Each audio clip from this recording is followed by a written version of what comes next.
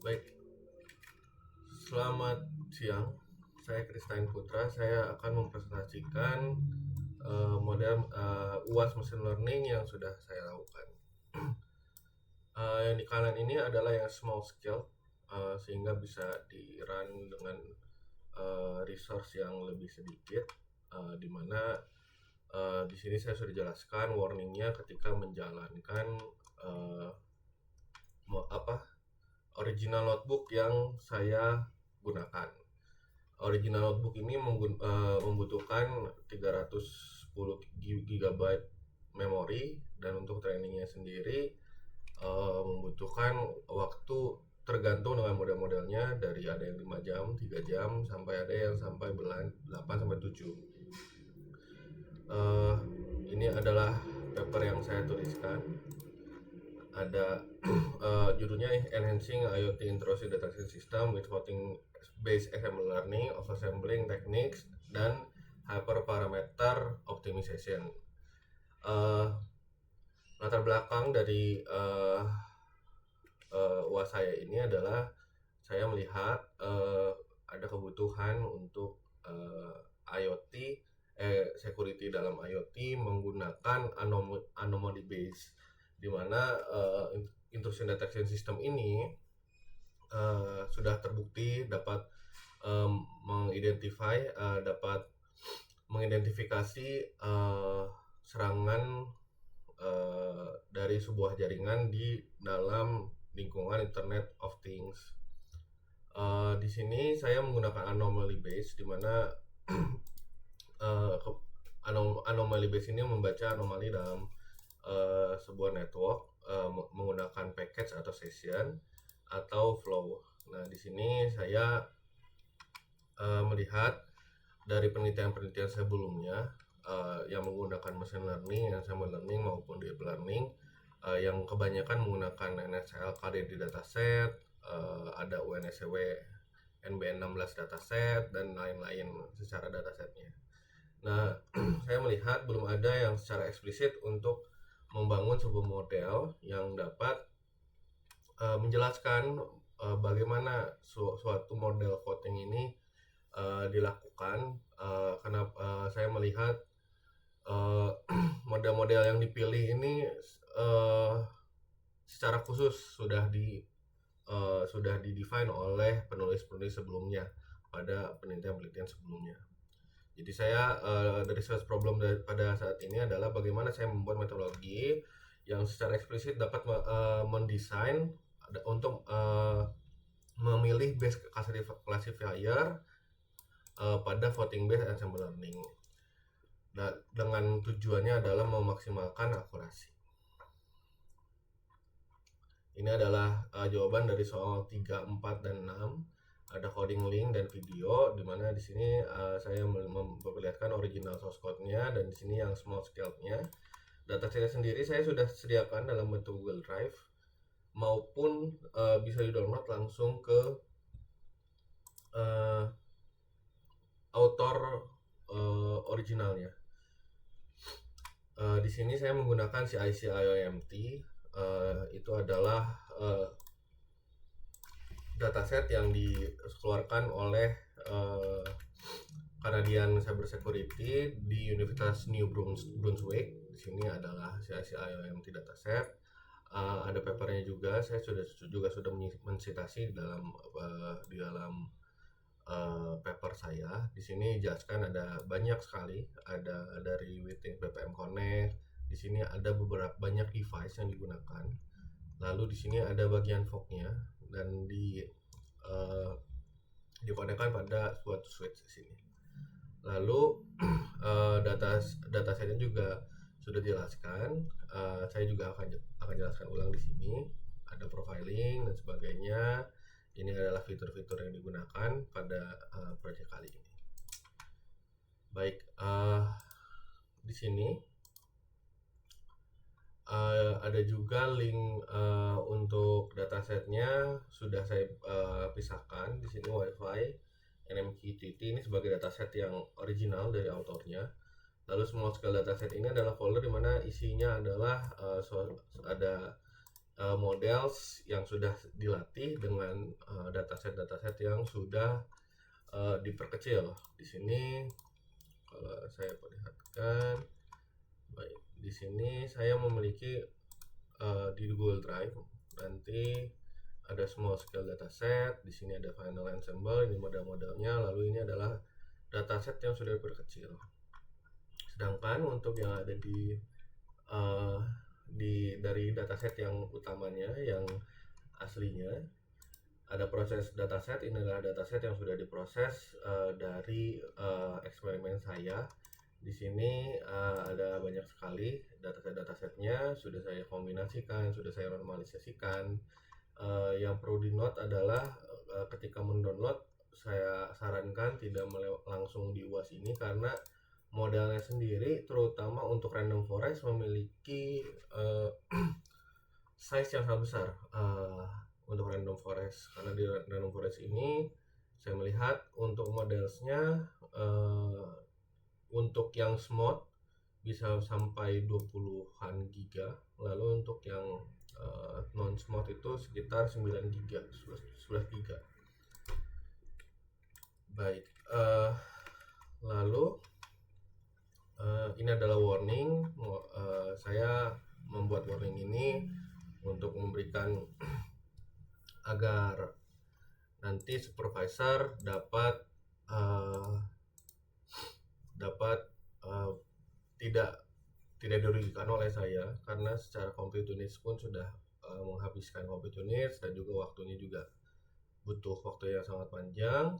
Lalu note saya untuk download dari original dataset juga, ketika kita download ke lokal waktunya akan sangat lama, karena saya tidak tahu pasti masalahnya apa, tapi kemungkinan karena memang letak data center dari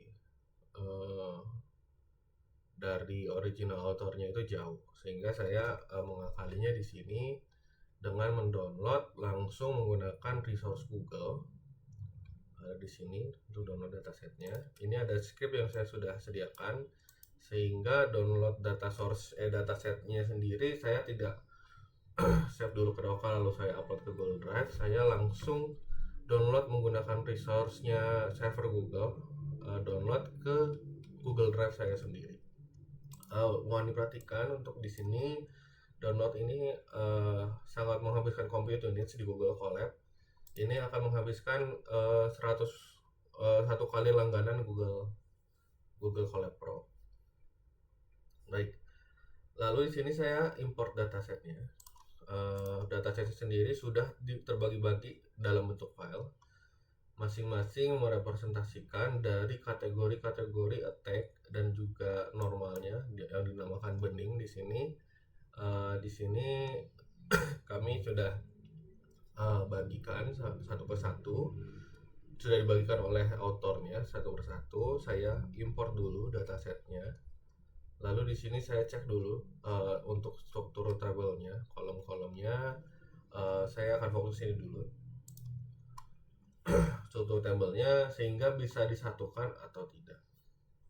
Lalu datasetnya saya labeli satu persatu berdasarkan dari nama-nama filenya. Di sini saya ada 19 kategori yang saya gunakan. Di sini saya bagikan terlebih dahulu variabel-variabel sebelumnya, lalu saya siapkan labelnya dan saya lakukan labeling pada dataset. Setelah sudah dilabeli, saya lakukan combining dataset. Lalu ini adalah kolom-kolom yang tidak dimention oleh end user, oleh author, tidak dimention, tetapi ada seperti ada di dalamnya. Ini akan kami gunakan. Di dalamnya sebenarnya ada seperti weight dan sebagainya. Memang datasetnya belum sebersih itu, sehingga saya pilih dataset yang sudah kolom-kolom yang sudah dijelaskan oleh original authornya. Di sini spesifik kelas sendiri adalah kolom yang untuk labelnya, kolom labelnya. Lalu di sini adalah pencarian dataset, deskripsi dataset secara singkat. Di sini saya melihat beberapa beberapa fitur seperti acknowledgement count ini sepertinya sudah normalisasi di sini sudah. Tetapi datanya ini memiliki satu puncak, satu peak di mana sampai kuartil ke 50% ini sudah masih memiliki nilai 0 dan maksimalnya ini adalah 1, sehingga saya melihat ada beberapa dataset pada dataset ini yang memiliki sebaran data yang tidak tidak tersebar dengan baik di sini juga. Lalu untuk header length ini memiliki mayoritas data ini ada di nilai yang cukup kecil dibandingkan dengan min dan standar deviasinya, dimana dengan min 29.000 di sini sampai ke kuartil 50% ada di 108 saja nilainya.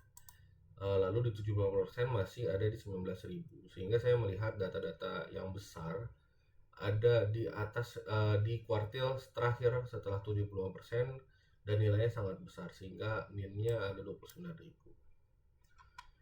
Ini adalah fitur-fitur lainnya di mana ada CMP, DHCP, ada average-nya, ini adalah average lainnya, lalu ada varian, saya sudah jelaskan nanti di dalam paper saya. Lalu ini adalah target graph distribution-nya dari raw dataset, di mana ini adalah representasi distribusi dari labeling yang saya sudah lakukan dari masing-masing filenya. Saya melihat untuk DDoS datanya sangat banyak karena memang DDoS ini kan sangat terdistribusi dan bertujuan untuk melemahkan server yang dituju. DDoS-nya berbasis SYN dan TCP, CMP, dan UDP, di mana DDoS UDP ini menjadi mayoritas dataset. Ada ping sweep, ada juga vulnerability scan, lalu ini adalah serangan-serangan MQTT, dan burningnya sendiri ada di angka sekitar 250.000 records. Lalu di sini ada saya lakukan delete dulu duplikat datasetnya. Sebelum di duplikat datanya saya hapus, nilainya ada 8.775.000, dan setelah dihapus ada sekitar 8.767.622, di mana duplikat datasetnya saya bisa katakan sangat kecil dibandingkan keseluruhan dataset. Lalu saya lakukan data normalization. Mengapa saya tidak melakukan standardization? Karena memang datasetnya masing-masing serangan saya meyakini memiliki karakteristiknya masing-masing, di mana saya ingin melihat secara real di lapangan pastinya bentuk serangan sangat berbeda-beda, sehingga saya ingin melihat juga bagaimana model dapat membaca serangan yang sangat berbeda dibanding dengan serangan-serangan lainnya. Di sini saya khususnya pada original dataset banyak hal yang saya lakukan untuk nge-save dataset, nge-save model. Kenapa? Karena untuk menjalankan satu source ini secara keseluruhan tidak memungkinkan, karena untuk mentrain satu modelnya saja membutuhkan dari range 50 GB memori sampai 300-an GB memori, terutama ketika menggunakan smooth. Jadi saya setiap banyak langkah-langkah di sini yang saya save datasetnya atau modelnya, sehingga saya bisa gunakan selanjutnya di hari yang berbeda untuk training. Lalu saya menggunakan scalernya di sini, minimal scaler, di mana ini ada normalisasi untuk 0 sampai 1. Saya melakukan normalisasi dahulu, lalu komponen data encoded saya copy dan sebagainya, lalu saya encode labeling yang sudah saya lakukan ke spesifik kelas ini, sehingga datanya memiliki seperti ini. Ini adalah data yang sudah dinormalisasi. Lalu di sini adalah target kolomnya, saya men-save juga di sini, sehingga saya bisa melihat di kemudian harinya saat saya melakukan training. Lalu datasetnya saya split menjadi tes data dan trend dan validation. Saya meskipun dataset aslinya sudah memiliki trend dan tes secara dari aslinya sudah ada trend dan tesnya, tapi saya melihat untuk tes datasetnya sendiri serangannya kekurangan satu dari jumlahnya, sehingga saya lakukan pembagian ulang. Saya pilih 70% data dataset sebagai training data dan 30% menjadi validation data. Lalu untuk hasilnya sendiri setelah di split, untuk data yang sudah dilakukan split, 6.100.000-an data ini akan menjadi trend data dan 2.600.000 ini menjadi tes data. Saya save kembali di sini, lalu saya di sini lakukan smooth untuk membalancekan menggunakan teknik oversampling menambah smooth ini, sehingga datanya data per kelasnya terdistribusi dengan baik, di mana minoritas datanya disamakan nilai rekornya menjadi sama dengan mayoritas dari kelas yang tersebar ini. Untuk kelas mapping sendiri ini hanya untuk mapping selanjutnya untuk visualisasi secara spesifik, visualisasi datasetnya, distribusi datasetnya setelah dilakukan smooth. Ini adalah hasilnya. Setelah dilakukan smooth, semuanya memiliki tidak ada minoritas, masing-masing kelas memiliki sekitar 1.400-an data dari masing-masing tipe, dari burning, TOS, EDOS, TCP, port scan dan sebagainya. Lalu di sini ada model definition. Saya definisikan juga dulu modelnya untuk melakukan training. Pada nyatanya, kecuali pada yang small scale, di sini saya harus melakukan satu persatu untuk melakukan trainingnya. Untuk MLP sendiri, ini saya lampirkan terlebih dahulu, meskipun pada paper saya juga tidak saya bahas, karena saya sudah mencoba menggunakan MLP, tetapi ketika menggunakan smooth, saya kewalahan dengan resource yang digunakan. Jadi saya komen dahulu. Yang ini adalah MLP dengan yang saya gunakan. Ini adalah model-model yang saya gunakan. Yang saya bahas di dalam paper juga ada random forest, XGBoost, decision tree, logistic regression, dan Adabus. Ini adalah penjelasan dari yang ada di sini. Misalnya Njobs ini saya menggunakannya untuk membuat pelatihan menggunakan secara paralel. Lalu di sini ada random state-nya juga untuk membagi daerah pelatihan secara keseluruhan. Lalu ini ada Maxiter, ini adalah secara langsung berhubungan dengan logistic regression, dan di sini ada NS simulator dan sebagainya. Ini saya berdasarkan literatur yang sebelumnya sudah dilakukan. Lalu di sini saya lakukan parameter tuning sebelum untuk mencari datasetnya, mencari model yang terbaik. Di sini ada beberapa model yang saya konfigurasi, di mana parameter tuning ini mencari berdasarkan akurasi di sini. Jadi akurasi score ini akan digunakan ketika mencari konfigurasi menggunakan grid search CV. Di sini saya menggunakan CV3, lalu ada scoringnya berdasarkan akurasi yang sudah saya define sebelumnya. Ini adalah loading datanya. Lalu di sini ada yang balance-nya, di sini imbalance-nya. Jadi kalau dibuka di sini nilainya ada 6 juta data untuk yang imbalance, sedangkan untuk yang sudah balance ini totalnya sebanyak 26 juta data set, 66 juta record. Ini adalah proses trainingnya. Mohon berhati-hati untuk trainingnya, karena ketika di run dan juga di run dan di sini train dan save model ini akan mereplace model yang sebelumnya sudah di save. Di sini saya sudah definisikan train and save model.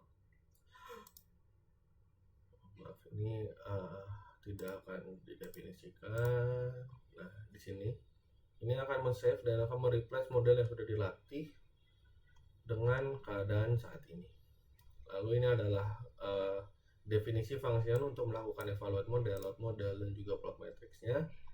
Lalu di sini ada untuk membaca tes datanya. Jadi tes data yang 30% sebelumnya akan saya load kembali di sini untuk evaluation. Lalu di sini saya trainingnya menggunakan train dan val, di mana secara langsung grid search ini akan melatih data dan memvalidasi akurasi menggunakan validation data, sehingga train val data itu tidak saya split kembali. Baik, lalu di sini ada imbalance models, dan imbalance models yang sudah saya train dan save modelnya. Saya load di sini, lalu saya bandingkan setiap model menggunakan imbalance maupun balance. Di sini saya mendapatkan bahwa random forest dan XGBoost memiliki akurasi terbaik di 0,99 dan juga random forest di 0,95. Nah, di sini sebenarnya banyak yang bisa didapatkan. Misalnya kalau dilihat XGBoost ini meskipun akurasinya baik, tetapi secara macro average XGBoost ini sangat kurang. Lalu untuk false positive rate juga sebenarnya kita bisa mempertimbangkan macro average pada precision menjadi hal yang utama, sehingga karena penting precision dalam interaksi deteksi sistem, sehingga tidak memberikan false alarm ke pengguna. Bahkan jika ada blocking otomatis di dalam suatu sistem, blocking klien ketika precision tinggi, maka akan banyak klien-klien yang akan ditolak meskipun tidak melakukan serangan. Lalu di sini juga ada balance metriknya. Di sini juga kami mendapatkan random forest dengan akurasi 95 dan XGBoost memiliki performa yang terbaik. Untuk saat ini kami hanya mempertimbangkan akurasi karena keterbatasan waktu, dan juga memang dari problem definisi yang kami lakukan, kami berfokus pada akurasi dahulu pada saat ini. Kami load datanya, lalu kami ambil train datanya kembali. Lalu di sini saya lakukan dari base classifier ini yang terbaik, saya lakukan training, dimana untuk trainnya sendiri saya lakukan trainnya sesuai dengan base classifiernya. Ketika base classifiernya ini adalah data yang imbalance, saya gunakan dataset yang imbalance, dan juga ketika saya melakukan training untuk data yang balance, saya gunakan dataset yang balance sebelumnya. Untuk level ini karena fit pada voting classifier ini memang tidak menerima data frame dalam bentuk yang ada indeksnya, jadi saya lakukan travel sehingga hanya ada satu kolom yang dianggap sebagai array, bukan sebagai data frame. Lalu di sini saya validasi kembali imbalance model dan balance modelnya. Saya mendapatkan bahwa secara keseluruhan yang imbalance data dengan model yang ditraining dengan imbalance data menunjukkan hasil yang lebih baik dibandingkan menggunakan oversampling smooth. Saya melihat di sini untuk akurasinya hanya berbeda sedikit, untuk macro average juga lebih kecil, dimana macro average ini menunjukkan bahwa performa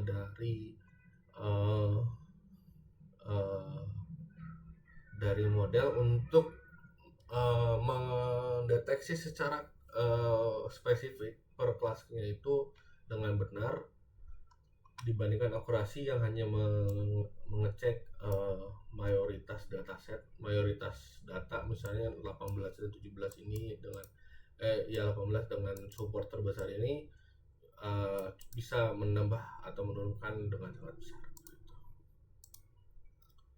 Baik, sekian presentasi saya. Secara detail sudah saya tuliskan semua di dalam paper yang sudah saya tuliskan. Di sini ada ada jawaban juga untuk nomor 2 dan 5. Ini adalah deskripsi proses machine learning yang saya lakukan. Di sini saya sudah jelaskan di mana apa saja yang saya gunakan, apa definisi-definisi yang ada di sini, lalu ada smooth juga, lalu ada grid source ini untuk parameter tuningnya. Ada logis definisi-definisinya. Ini adalah penjelasan eksperimen yang tadi saya sudah jelaskan dalam video. Ini adalah secara keseluruhan datasetnya. Lalu ini ada deskripsinya, difference of ARP package. Di sini saya sudah perlihatkan hal-hal yang penting, di mana di sini sangat penting dalam membaca membedakan intrusion detection system seperti rate-nya, lalu frag number-nya, lalu ada di sini ada ICMP HTTPS-nya, lalu ada total size-nya. Ini sangat penting dan standarisasi yang sangat penting. Baik, sekian presentasi saya. Terima kasih.